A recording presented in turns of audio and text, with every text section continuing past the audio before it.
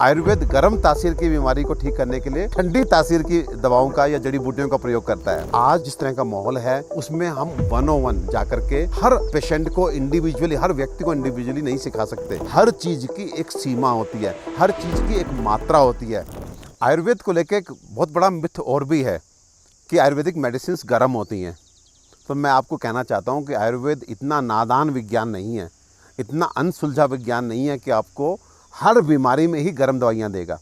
बीमारी भी दो तरह की होती है, कभी गर्म तासीर की बीमारी, कभी ठंडी तासीर की बीमारी। आयुर्वेद गर्म तासीर की बीमारी को ठीक करने के लिए ठंडी तासीर की दवाओं का या जड़ी बूटियों का प्रयोग करता है।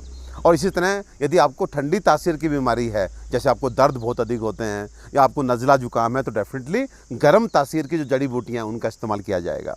आज जिस तरह का माहौल है उसमें हम 101 जाकर के हर पेशेंट को इंडिविजुअली, हर व्यक्ति को इंडिविजुअली नहीं सिखा सकते।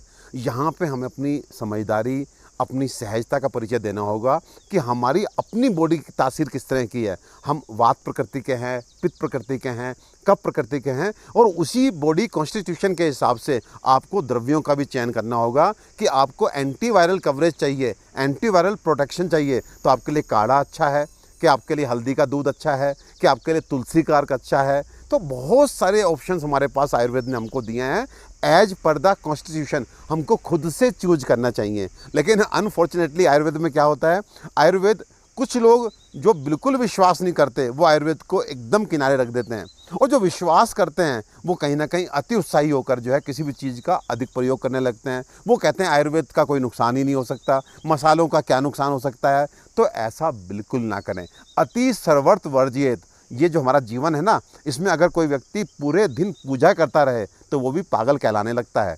तो इसलिए इस जीवन में पूजा का समय भी निश्चित है, अपने घर में बच्चों के साथ खेलने का समय भी निश्चित है, और ऑफिस जाने का और काम करने का समय भी निश्चित है। तो इसलिए हर चीज़ की एक सीमा होती है, हर चीज़ की एक मात्रा होती है। And same is for the Ayurvedic medicine, same is for your masalas. अगर आप बादाम भी एक दिन में 4 बादाम आप खाएंगे, डेफिनेटली आपके शरीर के लिए ताकत का कारण बनेगा। यदि आप यही 50 बादाम रोज़ खाने लगें तो शायद आपका शरीर उसे पचा नहीं पाएगा। यही बादाम आपको ताकत ना दे के आपको बीमारी दे देंगे, आपको लूज मोशंस लगा देंगे। तो मैं ये कहना चाहता हूँ कि कभी भी इस मिथ में ना रहें कि आयुर्वेदिक औषधियाँ गर्म होती हैं। आयुर्वेद में गर्म और ठंडी दोनों औषधियाँ हैं।